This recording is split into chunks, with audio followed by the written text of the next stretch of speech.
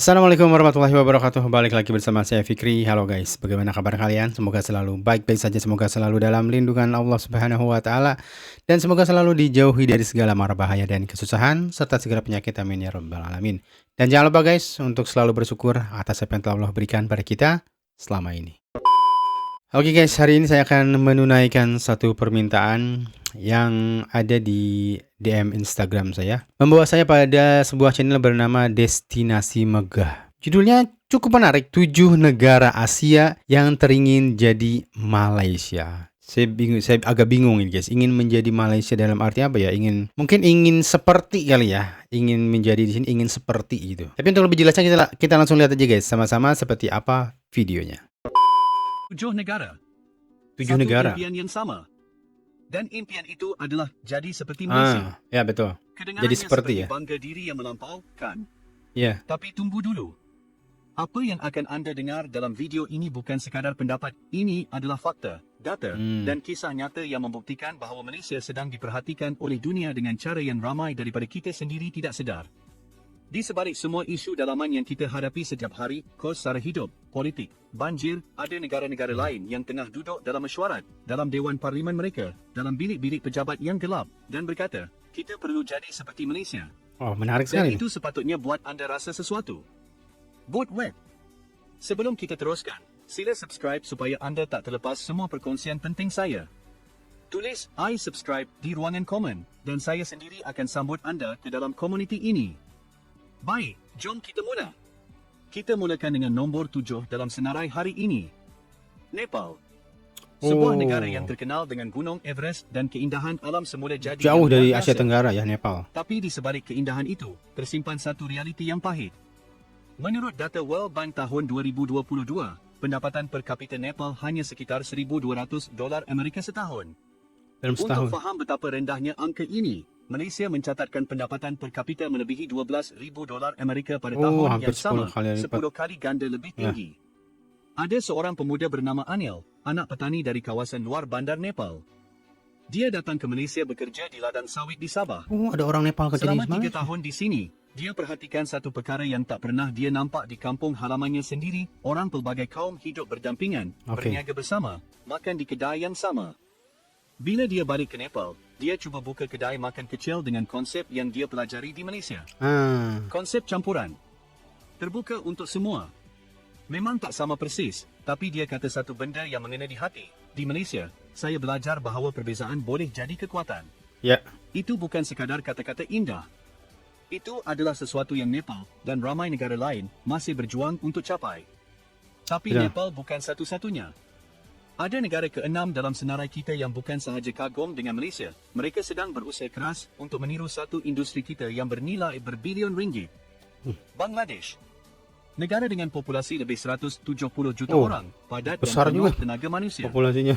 Dalam Bangladesh. beberapa tahun kebelakangan ini, Bangladesh semakin serius untuk menjadi hub industri halal di Asia. Bangladesh ya, Bangladesh Dan tuh model yang mereka pelajari. salah satu yang banyak juga di Malaysia kan. Bukan rahsia lagi bahawa Malaysia memegang kedudukan nombor 1 sebagai hub kewangan Islam dan industri halal global. Ya. Menurut laporan Islamic Finance News tahun 2023, Malaysia mengawal kira-kira 28% daripada keseluruhan pasaran kewangan Islam di seluruh dunia. Wow. Itu bukan nombor kecil. Itu adalah dominasi. Ya. Seorang usahawan 28%. muda dari Dhaka bernama Rahim pernah berkunjung ke Malaysia khas untuk menghadiri seminar sistem pensijilan halal yang dianjurkan oleh JAKIM.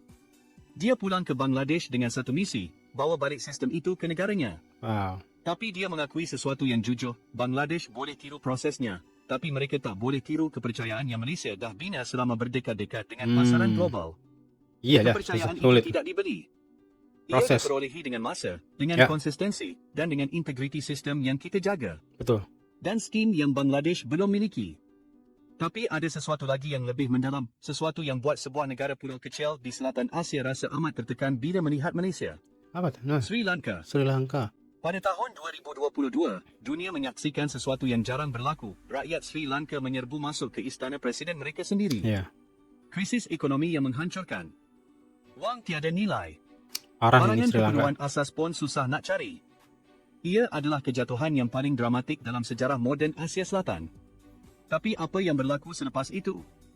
Pemimpin baharu Sri Lanka terbang ke Kuala Lumpur. Hah? Bukan untuk pelancongan. Mereka datang untuk belajar.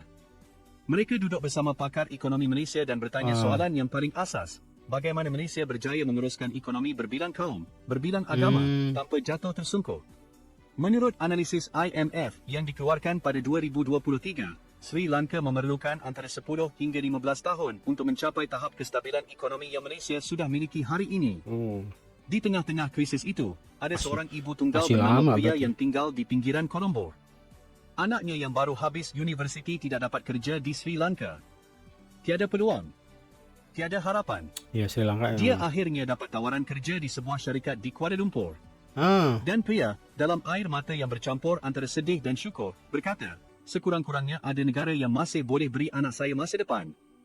Kisah pria bukan kisah seorang. Ia adalah kisah ratusan ribu keluarga di Asia yang memandang Malaysia sebagai cahaya harapan. ya. Malaysia Dan ini kita memang bergerak ke nombor 4 banyak jadi sebuah tujuan. negara yang sedang lemas dalam kepekatan gelap politik dan perang saudara, tapi tetap menatap Malaysia dengan penuh kagum. Myanmar. Sejak rampasan kuasa tentera pada Februari 2021, Myanmar telah tenggelam dalam kekacauan yang tiada penghujung. Ya, benar. Lebih 1 juta rakyat Myanmar telah melarikan diri. Ekonomi mereka mengecut lebih 18% dalam masa 2 tahun sahaja. Tapi di dalam komuniti pemimpin Myanmar dalam buangan, ada satu nama yang selalu disebut apabila mereka berbicara tentang masa depan Malaysia. Kajian yang dikeluarkan oleh ASEAN Institute pada 2023 menyatakan dengan jelas, Malaysia adalah model terbaik di rantau ini untuk sebuah negara pasca konflik yang mahu membina semula identiti pelbagai kaum yang harmoni. Myanmar ada lebih 135 kumpulan etnik. Malaysia ada 40 lebih kumpulan etnik. Tapi Malaysia berjaya mencipta satu identiti bersama rakyat Malaysia. Itu bukan sesuatu yang berlaku secara kebetulan. Ia adalah hasil dasar, pengorbanan dan keputusan yang dibuat oleh generasi sebelum kita. Kita patut hargai warisan itu. Tapi negara ketiga dalam senarai kita ini buat sesuatu yang lebih konkret. Mereka bukan sekadar kagum dari jauh, mereka sedang bertindak. Kemboja. Sebuah negara yang baru bangkit dari luka sejarah yang dalam. Di bawah kepimpinan Perdana Menteri muda Hun Manet yang mengambil alih kuasa pada 2023, Kemboja sedang melakukan sesuatu yang menarik. Mereka mula menyebut nama Malaysia dalam ucapan rasmi mereka sebagai tolok ukur pembangunan.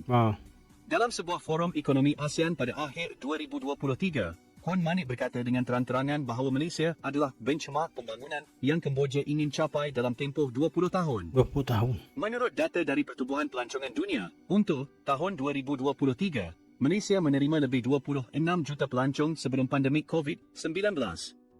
Kemboja Berapa? hanya sekitar 6 juta. Jurangnya besar, tapi mereka sedang belajar.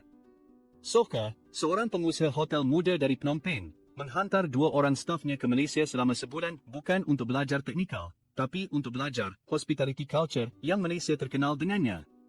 Cara kita sambut tetamu. Ini sampai berbagai Cara macam kita buat ini pelancong ya. rasa selamat. Ini perhotelan. Cara kita jadikan pelbagai budaya sebagai tarikan, bukan halangan.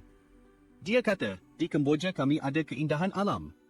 Tapi Malaysia ada sesuatu yang kami perlu belajar, cara buat orang rasa mereka dijemput. Ya, Itu Malaysia. satu pujian yang dalam Malaysia dan sangat bermakna. wisatawannya banyak ke Malaysia, guys. Tapi kalau Banyak Kemboja nih. buat anda Sama kata, Thailand. negara kedua dalam senarai ini akan buat Thailand anda sekarang sedar udah lagi bahawa turun sih. persaingan itu nyata dan kita tidak boleh alpa.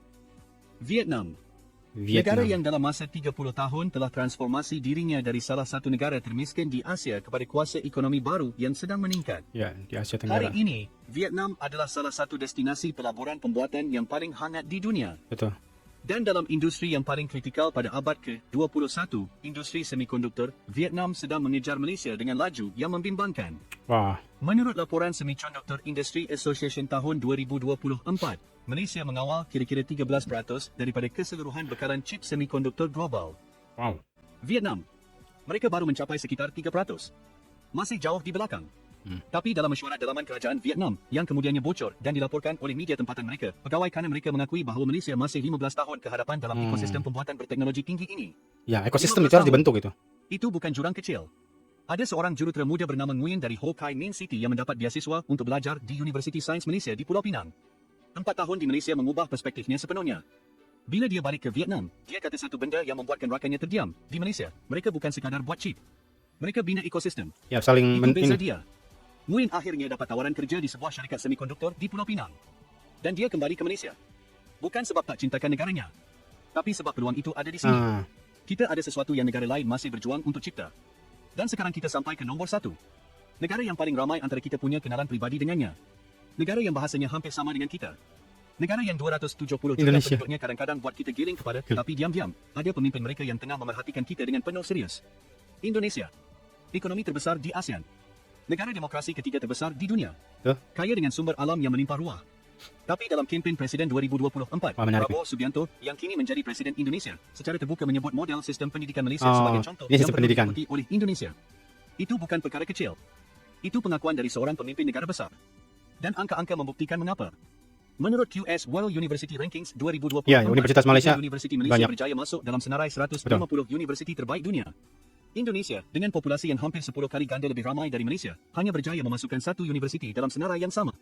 Kualiti berbanding kuantiti. Dan Malaysia, dalam konteks ini, menang. Setiap tahun, lebih 20,000 pelajar dari Indonesia mendaftar masuk ke universiti-universiti di Malaysia. Itu bukan kerana tiada pilihan lain. Itu adalah keputusan yang dibuat oleh keluarga-keluarga Indonesia yang percaya bahawa pendidikan di Malaysia memberi nilai yang lebih tinggi. Ada seorang bapa bernama Budi dari Jakarta yang menghantar anaknya belajar kejuruteraan di Universiti Teknologi Malaysia. Kejuruteraan apa ya? Bila ditanya kenapa tidak pilih Universiti Indonesia yang bagus, jawapannya ringkas. Saya mahu anak saya bukan sahaja dapat sijil, saya mahu dia dapat pengalaman hidup dalam negara yang sudah tahu cara jadi maju sambil kekal manusia. Sambil kekal manusia. Kata-kata itu kena betul-betul di tempat yang paling dalam. Kerana di sinilah letak rahsia sebenar Malaysia yang dunia tengah belajar, bukan sekadar GDP, bukan sekadar infrastruktur, bukan sekadar universiti yang bagus.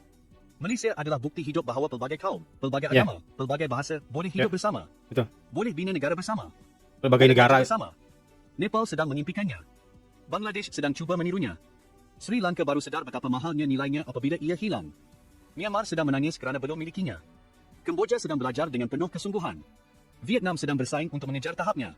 Dan Indonesia, raksasa yang kita panggil jiran, sedang menghantar anak-anak mereka ke sini untuk merasainya sendiri.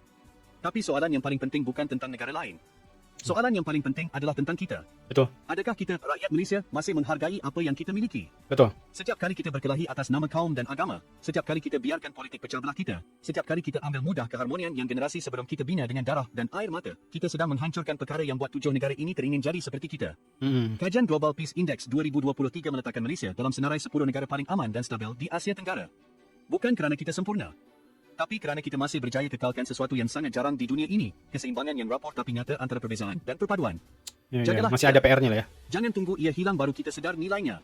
Sekarang, saya nak tanya anda satu soalan dan saya betul-betul nak tahu jawapan anda. Antara 7 negara yang kita bincangkan hari ini, negara mana yang pada pandangan anda paling serius dan paling berpotensi untuk betul-betul meniru kejayaan Malaysia dalam masa 20 tahun akan datang? 20 tahun ya? Dan satu soalan lagi yang lebih berat. Adakah kita sebagai rakyat Malaysia sedang menjaga atau sedang menghancurkan kelebihan yang buat negara-negara ini kagum kepada kita? Itu. Tulis jawapan anda dalam komen sekarang. Saya baca setiap satu. Jom kita buat ruangan komen ini jadi tempat diskusi yang bermakna, bukan sekadar tempat bergaduh. Kalau video ini buka mata anda hari ini, kongsilah ia dengan seseorang yang anda sayang. Kerana kadang-kadang, kita perlu dengar dari luar untuk hargai apa yang ada di dalam. Jumpa lagi dalam video seterusnya. Oke guys, jadi itu 7 negara yang ingin seperti Malaysia ya, bukan ingin menjadi Malaysia ya. Ada beberapa kategori lah ya, istilahnya dari segi pendidikannya, negara mana, dari segi ekonominya, dari segi pariwisatanya, dari segi industri semikonduktornya segala macam ya. Memang kalau kita compare sebenarnya setiap negara itu mereka pun ada kelebihan, ada kekurangannya gitu kan. Tapi dalam hal ini, dalam konteks video ini, ada beberapa keunggulan yang dimiliki oleh Malaysia yang tidak dimiliki oleh negara-negara lain gitu, seperti di Nepal tadi ya, Bangladesh juga. Cuman memang ada PR-nya tadi di ujung kita lihat ya, jangan sampai ini menjadi sebuah sesuatu yang melenakkan gitu kan, yang menghanyutkan sehingga itu semua dirusak oleh orang dalaman sendiri, itu orang Malaysia itu sendiri gitu. Dalam berwarga negara ya pasti ada gitu kan, pasti ada halangan, pasti ada rintangan yang itu akan terus menjadi satu proses ya untuk menjadi satu negara yang lebih maju lagi gitu guys. Halangannya selalu ada lah ya. Nggak mungkin 100% bagus gitu kan, 100% semuanya perfect. Nggak ada yang seperti itu guys. Oke, sekian dulu mungkin guys untuk video kali ini. Mohon maaf jika ada salah kata dan salah data yang saya sampaikan. Sampai jumpa di video selanjutnya. Assalamualaikum warahmatullahi wabarakatuh.